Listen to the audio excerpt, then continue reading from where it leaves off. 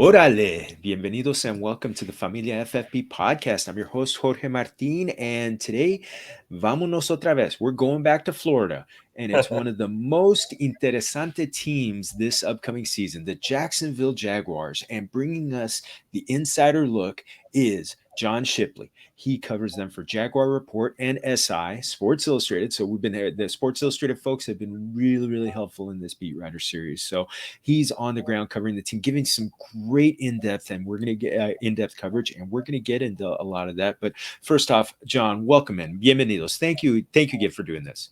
Hey, Jorge, thank you for having me, man. I appreciate your generosity immensely. Oh no, this is awesome. You've been so entrenched, with the Jaguars, and one of the things I think we got to start at the top. The coaching change to Urban Meyer. He's obviously one of the big names in football, not just college football, but football. Yeah. But obviously, it's the first time on the NFL stage. What have been your impressions, both from the coaching staff, the coaching change in general, but also just kind of like the early impressions on training camp, so that I don't go to it's like a collegiate atmosphere, that cliche.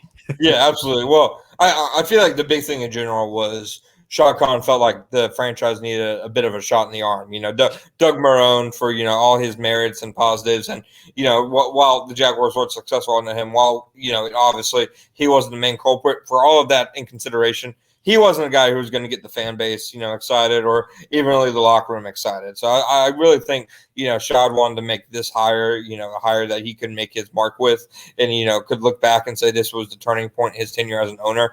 And that's why I think, he went as far as lengths as to hire Urban Meyer, who, somebody I said a few years ago, Urban Meyer would be coaching Jacksonville Jaguars. It would have been, ludicrous. But you look at how the Jaguars are set up this offseason, number one overall pick, plenty of cap space. And not just having a number one overall pick, but having it in a year where there's a bona fide prospect who people are like unanimously say should be the number one overall pick and have said that for years, then that's just a perfect situation for a leap like that. And there's obviously been issues with Meyer that I think are directly as a result of, him coming straight from college. I think the whole the whole Chris Doyle really fiasco was an example of Meyer not realizing that in the NFL, there's much, much more people, really higher powers than just the head coach. At Ohio State, he could really get away with doing whatever he wanted on Ohio State's campus. In the NFL, you're just another head coach. You're one of 32 guys, and the players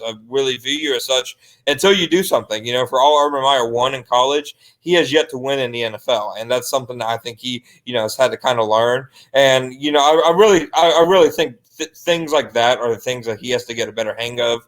Things like understanding that really just the difference between in college he had this expansive roster, which he had 3 to 4 people deep at the depth chart. But in the NFL, you're cutting it down to 53 people. So really, how can he best utilize, such a smaller team? But just in terms of how they practice, I think that they've been significantly more intense and really more organized than I saw them at any point in practicing the last 2 years. I think once you've gotten him onto a football field, I don't think there's been any real sense of, this is different from what he's been doing, or this is too much for him. So I'm kind of curious. He's had a reputation as being an offensive guru. I mean, at Utah, he got them. He turned Alex Smith into the number one pick in the draft. At Florida, he helped them win national championships with high-powered offenses. And obviously with Tim Tebow, who we'll talk about in a little bit. But at Ohio State too, obviously for fantasy, the offensive scheme, what is kind of like the thought process, kind of like looking into the crystal ball of what it's going to look like when the season rolls around? Yeah, it's not going to be really completely, what Meyer did at his past stops, because you have Darrell Bevell and Brian Schottenheimer who are really kind of putting their own identities on the offense, especially Darrell Bevell, who is going to be the play caller. Meyer's not going to call plays. I think that it's going to take a lot of Meyer philosophies, which is, to really place an emphasis on running the ball. I think if the Jaguars see 2 high safeties, that they're going to be running the ball most of the time. So I don't think they're going to be this team that's spreading it out 4 to 5 receivers, at every play, and really throwing it bombs away. Like maybe a lot of people look at their receivers group and think that they could be with Trevor Lawrence. I think that they're going to be a team that, wants to run it downhill and wants to do it often. And I think other things that, Meyer's kind of philosophies that I think are going to be worked into, what kind of Bevel and Schottenheimer's schemes are, is I think, setting up explosive plays in the passing game. So not being afraid to take your shots downfield. If you're not going to be throwing it often, at least, make it worthwhile when you throw it. So I think a lot of deep passing, but a big emphasis on downhill running will be big parts of their offense.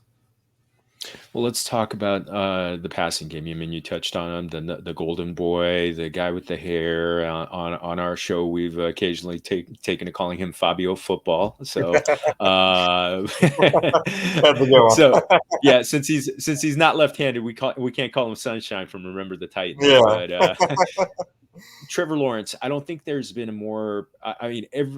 How many times is the number one pick the quarterback? But I think he's kind of like risen above that level, kind of like to that Andrew Luck, Peyton Manning, that number one quarterback who gets talked about and expected. What have been the first early looks? I think some of your reporting has talked about the fact that he's really the one guy who's really taken shots downfield because he has that arm. What is kind of early impressions? Because of the fact that when it comes down to it, rookie quarterbacks do oftentimes struggle. I mean, Justin Herbert last year was a big anomaly, but what are some of the impressions and kind of how do you see him unfolding, unlocking this offense? Yeah, no, I think that, his clear athleticism and arm talent is going to be able to really unlock the big play aspect of the offense. I think really, from top to bottom, the offense is going to really, benefit from that, whether it's DJ Chark, Marvin Jones, Laviska Shenault. So I think just his natural ability to push the ball downfield. And like you had mentioned, he has been the only quarterback who's thrown downfield. Gardner Minshew, while he's had an okay camp, when he gets in there, his throws have mostly been 10 yards or shorter. When he's attempted to throw it downfield, it hasn't been very pretty. Jake Luton's thrown it downfield some, but it's ended up in the hands of the other team probably just about as often as otherwise. So as of right now, Lawrence is the guy who really unlocks the offense's full potential at every level of the field. He's obviously going to have his rookie moments where he struggles. I mean, there was one practice on this week on Monday where he threw 3 interceptions in one period. 2 plays were miscommunications where a receiver broke one way and he threw it the other way. And then another play was when he broke out of the pocket and threw it into a crowd near the sideline. Those are rookie plays you're going to see from him. He'll have rookie moments in practice like that, and he'll have rookie moments, throughout the regular season. But I really do think the highlights are going to outshine that because, I mean, just even on his bad days, he makes a handful of throws that make you go, wow, that's something special that you can see will translate to Sundays. And so many people, and when it came down to draft day, I don't know how many times we saw that run against Ohio State from I think it was 2020. I think it was 72 yards. I mean, just absolute, just incredible play, incredible show of athleticism. In fantasy football, we really love to see the quarterback who can run some. How much do you see it being kind of like him running? And we don't expect him to run like a Lamar Jackson as much as Lamar Jackson, but when it comes down to it, how much do you see the running game being a part for him? I really do think you could see it to a lesser degree, maybe, though, of an earlier Russell Wilson, who had Darrell Bevel, where, it wasn't obviously like a Lamar Jackson, but they ran him more than some teams ran their mobile. Like they ran him more than, say, Cleveland, runs Baker Mayfield today. So I think that you will see the Jaguars utilize his legs and his speed, whether it's on zone keeps or, really any plays like that, and try to get him into space in the outside because his athleticism, when you match it up against the other starting quarterbacks in the league, he's not going to be a Lamar Jackson or a Kyler Murray. But there aren't that many other guys in front of him just in terms of pure, straight line speed and explosiveness. And I think the Jaguars are going to attempt to take advantage of that because they have 2 coaches in Urban Meyer and Darrell Bevel who, have shown in the past that they're not afraid to do that, especially in the red zone. I think when you get into the red zone, his ability to run can create a lot of mismatch problems just because, defenses can really, kind of be on their toes and not know kind of where the threat's going to come from. So it wouldn't surprise me if he scored, say 5 rushing touchdowns this season. But if his rushing totals were maybe a little bit lower than that, but say he's somebody who makes the most out of his opportunities, I think it's definitely possible. So that's very curious about him because there's obviously that thought that the Bills use the way they use Josh Allen, and it's they're kind of similar in build. He's not as thick as Josh Allen, so you could see kind of like he's going to definitely be a factor in I do think so. I don't think they're going to restrict him to just sitting in the pocket. Now, then again, I don't think they're going to make him the absolute focal point of the running game, but I don't think they're going to be afraid to use his talents there either. And you mentioned Darrell Bevell, who is coming over from the Lions. And, there he had a pretty good quarterback, too. I mean, it really sounds like from your reporting that he's really putting his stamp on this offense. Is that correct? Yeah, no, absolutely. A lot of the things that, you've kind of seen his pass offenses, the use of the multiple tight ends, lots of motion, things like that. It's things that, the Jaguars offenses haven't really had in the last few years. They've been bottom of the league in terms of motion rate before and after snap the last couple of years. I think that's something that you're going to see change dramatically in this year, and I think Bevell's a big part of that. And I think Bevell's impact goes, even beyond the scheme. I think his impact's gone to the personnel. Urban Meyer said yesterday that Bevell has, really earned his respect because, the glowing recommendation he gave on Marvin Jones this offseason, everything Urban Meyer said that Bevell said has been correct. And he said Bevell had a big impact on the addition of him and Philip Dorsett. So I really do think he's a guy who has a big voice in the room. I think Urban Meyer, for, all of his maybe faults, I don't think he's been unable to kind of accept the humility and accept that there are lots of things he don't know. He doesn't know at this level. So I think he's been willing to, kind of rely on Bevell as that veteran kind of experience on offense. So let's go to the running backs. This is one of the more intriguing groups. And I'm not going to sugarcoat it. I mean, it's confusing. James Robinson had a wonderful season last year. I mean, he was a revelation. He helped so many people get to the playoffs. Didn't help him win because he missed the fantasy championships with missing the last couple of games of the season. But was such a workhorse last year. But then you bring in a first round pick. You grab the Jaguars draft Travis Etienne, and they'd already signed Carlos Hyde. How do you see kind of like the touches, not just the carries, but the receptions too? How do you see them getting kind of broken up this year? I could see. I really think Hyde's going to be, at the end of the day, the clear third back, kind of in a tier of himself, to where his touches don't even approach the other two. I just. Nothing that I've seen suggests to me that he's going to be a major factor in the offense, at least in comparison to Robinson and Etienne. But I could see Etienne out-touch Robinson this year just because I think he's going to be that much emphasized in the passing game. And that's not to say he's going to be spread out at wide receiver every play. Like, I know a lot of people love to think after Urban experimenting him with in minicamp, but they view him as a running back who has the experience to excel as a pass catcher. So that's whether, motioning out wide or, catching routes out of the backfield or running screens. He's been extremely active in training camp to this point. So I really think Etienne's going to be a big part of the offense. I personally believe Robinson will get more carries and he'll be more of a focal point in the running game, especially, as they try to set up our running games early on. Robinson is just kind of a Meyer back, kind of that gritty downhill, kind of guy who can break tackles. The only thing he misses is that home run element of speed, and that's really why they brought in Etienne, is they missed that from the running back position. So I think it wouldn't surprise me to see Etienne get slightly more touches, but I don't think either him or Robinson are going to lap each other by any measure. So do you think Robinson, though, takes a big back seat in the passing game? I do think he probably ultimately takes one in the passing game. The saving grace for him at this point is he's a significantly better pass protector than Etienne. And so if he can, kind of serve as the pass protecting kind of role, then I think you could see him stay on the field on more and more third downs. But otherwise, I would say ETN and creating mismatches with linebackers is going to be the kind of go-to third down alignment.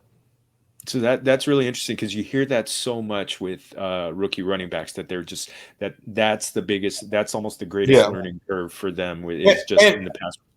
And you go out there and look at them. I mean, ETN, even coming out of college, one of his big knocks was pass protection. I mean, just the way he's built, he is a slender running back. He's that quick hitting dynamite type of runner, but he's not a guy who's going to, stand up a middle linebacker at the point of attack. Whereas Robinson is a lot more stout, a lot more, low and built to the ground. So I think Robinson is going to be a guy that they can trust more, kind of with the steady carries. He has been the best rusher during training camp. He has the best feel for how the blocks are unfolding. But overall, I think ETN speed is going to be too much for them to leave off the field too often because, I mean, it's showing up in camp, and he hasn't had any issues. I know there was a lot of, opinions of him coming out of Clemson that, he wasn't the best receiver despite, his volume numbers. But he hasn't had any issues with hands throughout camp at all. Yeah, he has. I remember seeing so much film of him at Clemson. I mean, he just has such incredibly quick feet. He does. He gets to his top speed extremely. Like, it seems like the second he starts, moving in one direction, he's able to just accelerate. It's interesting to see in person. It really is. Oh, it's incredible. That's why I love having you give us that from the field view. Yeah. The wide receivers are so incredibly intriguing. You've got DJ Chark, who exploded in 2019, had an uneven 2020. You had Laviska Shenault, who had a good closing to last season and is very intriguing. He's getting a lot of hype in the fantasy community this year. And then you've got Marvin Jones, kind of like that veteran who's, I could see from your recent coverage that he's kind of showing them the ropes, kind of coming over from the Darrell Bevell offense. Can you kind of is there an alpha dog in this group?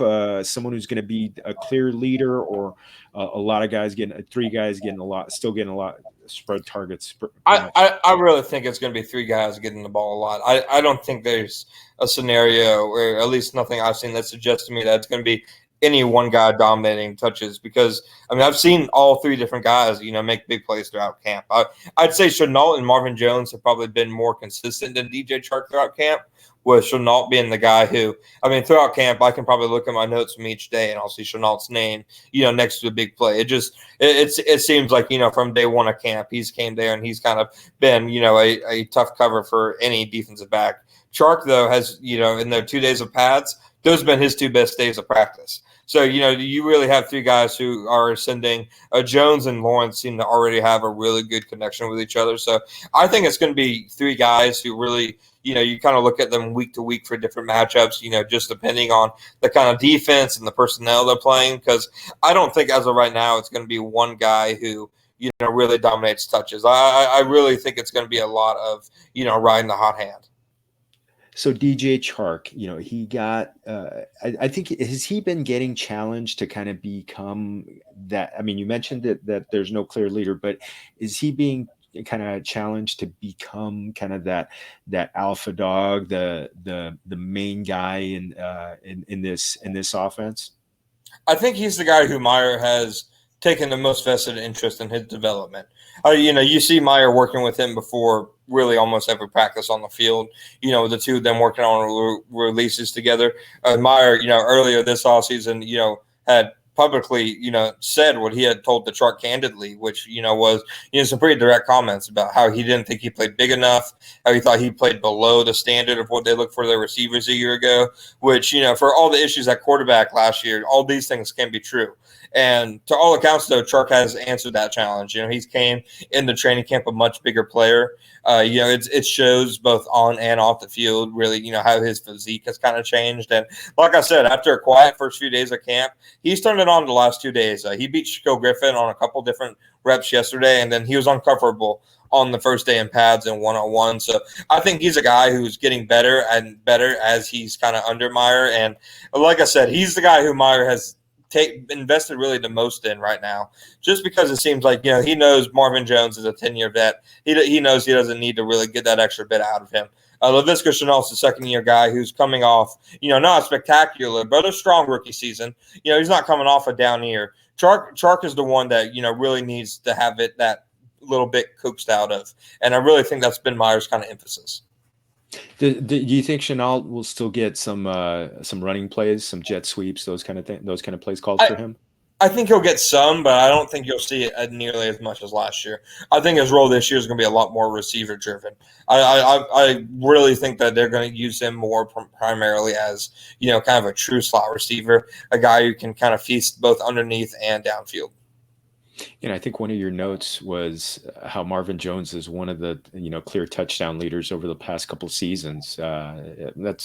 It's one of those underrated things that you find out, that you think about him, but he's one of those guys who's that's that veteran who's been around.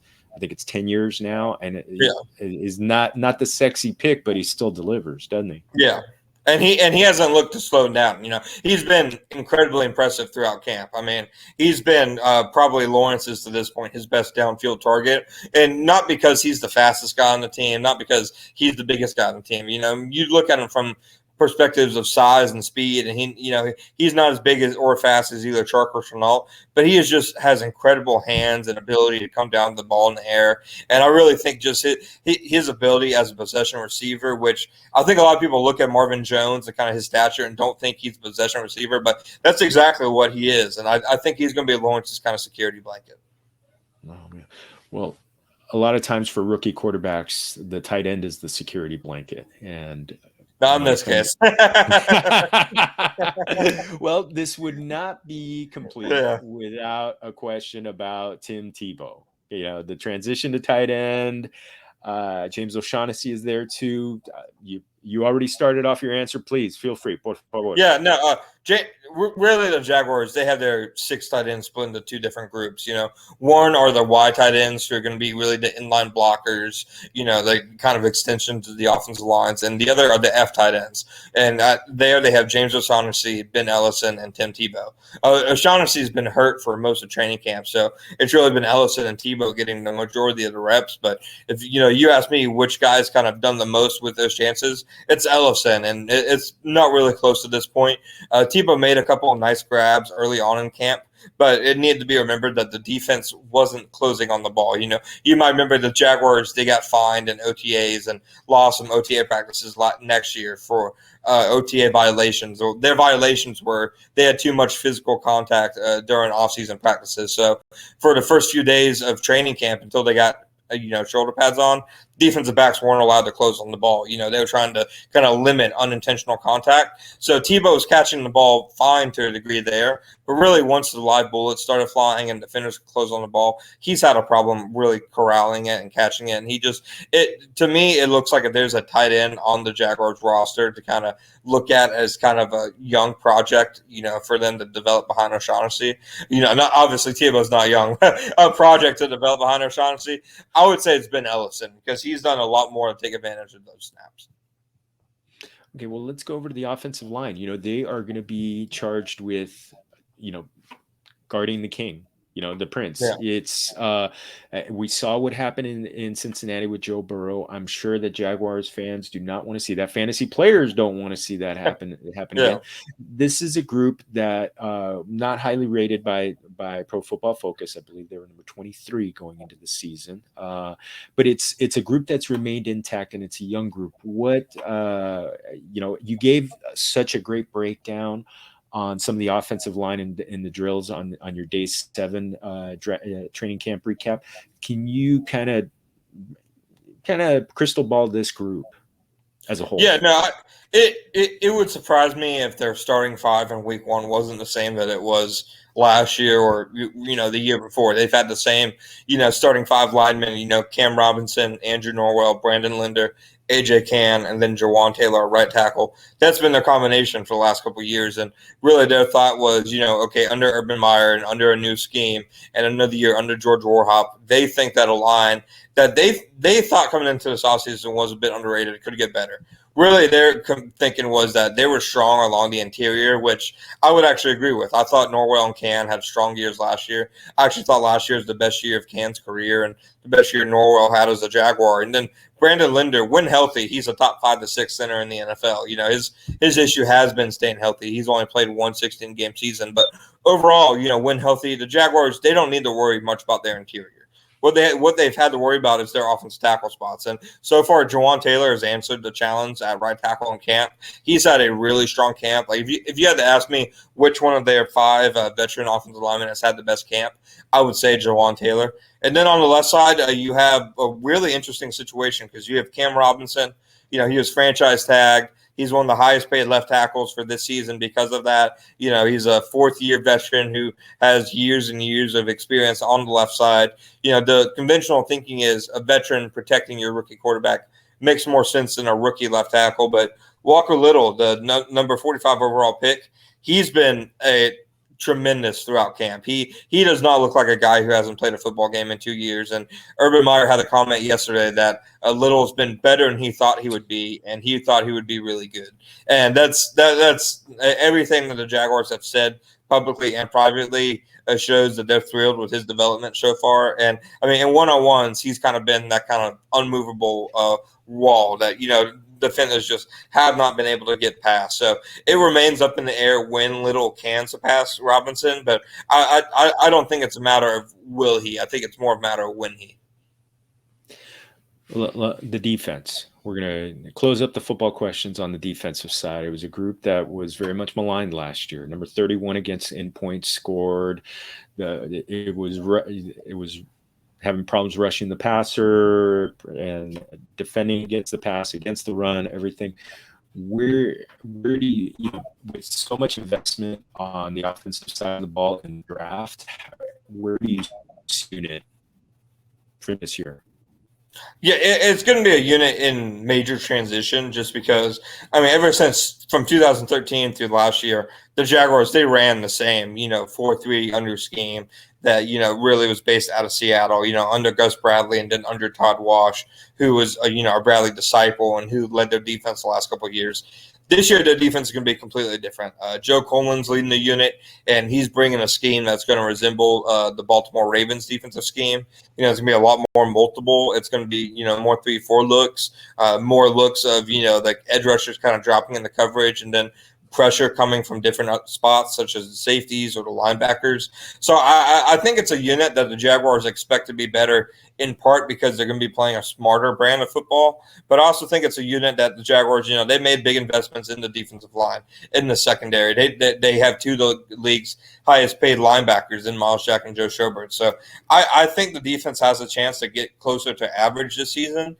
I think it's probably another offseason of adding pieces away from getting better than that. But I think if you can get the average after a year that like last year, I think you consider that a win. All right. Well, last one. It's kind of a fun one that I love to ask. Tacos. So everyone, you know, tacos are like pizza. Everybody loves them. Where can you get? What are some of your favorite types? And you know, can you get a good taco? And can you get good tacos in Jacksonville? You can get lots of good tacos in Jacksonville. Jacksonville has, you know, a great scene of it, and really this area in Florida in general. There's a spot called Maria Chile's that's my favorite one, but my personal favorite is chorizo tacos. I really think, you know, put whatever you want with it. It can't go wrong. One of my absolute favorites. Oh, Yeah. This is awesome. This is awesome. No, Juan, as we like to say in Espanol, Yes, fue un gran placer. This was awesome. I really Thank appreciate you your for time it. on this and for the insight. Can you let us know where everybody can find your great work? Yeah. You can go ahead and find the sites si.com/NFL/Jaguars or Jaguar Report. We're at training camp practice every day. So, you know, we provide our notebook every single day from practice, along with, you know, other stories, you know, that we've, you know, kind of uncovered, or other stories, you know, from people we talk to. And then on Twitter, you can find me at _John_Shipley. Oh, thank you so much. Gracias. Hey, thank you, Jorge. Appreciate it, man. Thank you. And familia, eso es todo for our show.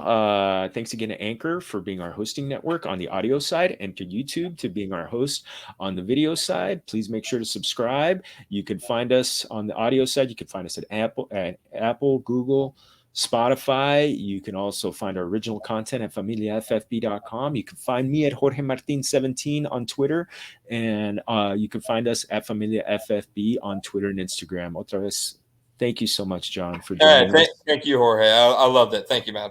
This is awesome. And familia, remember, todos somos familia. Salud.